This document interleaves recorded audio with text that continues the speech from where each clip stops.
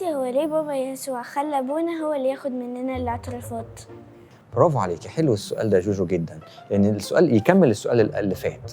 أنا قلت لكم ربنا يسوع معانا لأنه مالك كل، ربنا يسوع معانا لأنه روحه القدوس جوانا، ربنا يسوع المسيح معانا لأن احنا بناخد جسده ودمه. ربنا يسوع المسيح معانا كمان بقى، وممكن يكلمنا من خلال سر اسمه سر الاعتراف. في سر المعمودية بيدينا روحه، في سر تناول الإفخارستيا بيدينا جسده ودمه، في سر الاعتراف بيدينا آراءه. دي حاجة جميلة خالص. تخيل انت بتتكلم مع حد بيقول لك رأي ربنا يسوع، كأنك قاعد بتسمع كلام المسيح كأنه قاعد قدامك وبيتكلم. ده أنا عايز أقول لكم المسيح قال كده، قال بصوا أنا هصعد للسماء بس الكنيسة هي جسدي، روحوا اقعدوا في الكنيسة هتسمعوا أنا أقصد إيه، تعاليمي موجودة في الكنيسة. فربنا راح مختار رسل معينين وخلاهم يبقوا كهنة. انتوا عارفين مين هم الفرق ما بين كلمة تلاميذ وما بين كلمة رسل؟ لا. كلمة تلاميذ كل المسيحيين في القرن الأول كان اسمهم تلاميذ على فكرة، مش ال 12 بس. ال 12 كانت بداية، بعد كده كل المسيحيين بقى اسمهم التلاميذ. أي واحد مسيحي ما كانش لسه اسمهم مسيحيين، كان اسمهم التلاميذ. لكن من جوه بقى التلاميذ كتير قوي دول راح مختار رسل، 12 رسول وبعد كده 70 رسول، دول عشان يبقوا قريبين ليه جدا ويبقوا هم الكهنة بعد كده. يبقى في حاجة اسمها كلنا مسيحيين لكن في مجموعة هتبقى الكهنة زي الرسل كده. وبالمناسبة هو اختار 12 تلميذ، كان ممكن يختار ماما العذراء صح؟ بس ما اختارش ماما العذراء تبقى أبونا أو أمنا يعني، ولا هي اللي تناول ولا هي اللي تقرأ الحل للناس. مش معناها إن ماما العذراء أقل منهم، دي ماما العذراء دي أهم من بطرس وبولس ويوحنا. ده في الكنيسة بنقول عليها أعظم إنسانة بعد ربنا يسوع المسيح، على طول بنذكر العذراء أعظم واحدة، لكن ما اختارهاش تبقى أبونا. ليه طيب؟ علشان هو كان لازم يجي هو يتجسد على شكل آدم اللي غلط، ولازم أبونا كمان يبقى على شكل المسيح اللي جه على شكل آدم، فيبقى السلسلة كلها جاية كده. آدم في أول إنسان خالص اتخلق وهو اللي مسؤول عن حواء مراته، وهو اللي كان المفروض يخليها ما تاكلش من الشجرة، وهو اللي كان المفروض يقول لها ما تروحيش تسمعي كلام الحي، لكن هي ما سمعتش الكلام.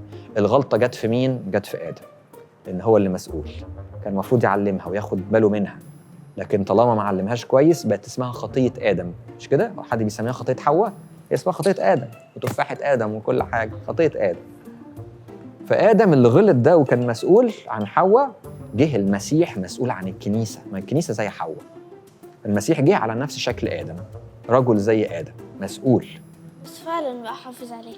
برافو عليكي. المرة دي بقى مش زي آدم ساب حواء تغلط، لا المسيح قعد يفهم التلاميذ وفهم الكنيسة ويسيب لنا التناول ويسيب لنا كلمته ويسيب لنا الوعظات بتاعته عشان ياخد باله من حواء.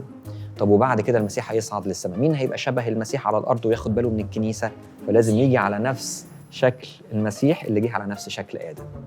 فربنا اختار كده. بس اللي عايز أقوله لكم إن ده مش معناه إن أبونا أحسن من أي واحدة، ممكن الواحدة تبقى أحسن من أبونا نفسه. زي ما العذراء بصراحة أعظم من بطرس ومن ماري جرجس ومن كل الرجالة دول، العذراء أول واحدة وأهم واحدة.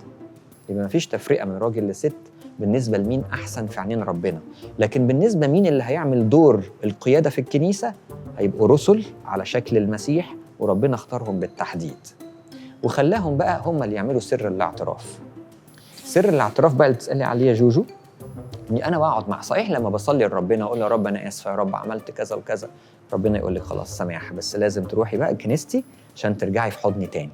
فتقومي رايحة الكنيسة تقابلي أبونا، وأبونا يبتدي تقولي له أنا عملت كذا وكذا وكذا، يقول لك خلاص ربنا يحلك، أنت كده معانا في الكنيسة. عاملة زي إيه؟ فاكرين مثل الابن الضال؟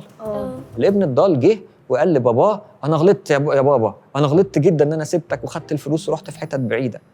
بابا قال له خلاص وأنا مسامحك. طب بعد كده إيه؟ سابه في الشارع؟ دخله فين؟ بيته. برافو كده. فبابا يسوع ربنا بنقول له يا رب احنا غلطنا، يقول خلاص ولا يهمكم تعالوا بيتي. فتيجوا البيت بقى وتسمعوا بودانكم مغفورة ليكي خطاياك يا جوجو، امسك الصليب وحطه على راسك يا دودو واقرا لك التحليل، زي ما يكون المسيح بالظبط يقول لك يلا مغفورة لك خطاياك، بس انت مش سامع المسيح، نفسك تسمعها بودانك، تسمع رأيه وصوته. فأبونا بيسمعك صوت المسيح وهو بيقرا لك التحليل. أصل إحنا بشر يا أولاد، محتاجين نكون شايفين حاجة قدامنا، محتاجين صليب يتحط على راسنا، محتاجين حل نسمعه بوداننا، ومحتاجين نسأل أبونا زي ما نكون بنسأل المسيح ده، كيف أصلي؟ كيف أصوم؟ هم كانوا بيسألوا المسيح، طب إحنا دلوقتي نسأل مين؟ أبونا موجود مكان الدور ده، ربنا عينه مخصوص عشان يقوم بهذا الدور. بس عايز أقول لكم حاجة بقى، أنتوا لازم تصلوا لأبونا، لأن دي مسؤولية كبيرة وضخمة، إن أنا أحاول أبقى شبه المسيح وأوصل للناس رأي المسيح وأتكلم بلسانه. فأنا زي ما أنتوا كده بتحبوا أبونا، كمان تصلوا له عشان ربنا دايماً يتكلم على لسانه.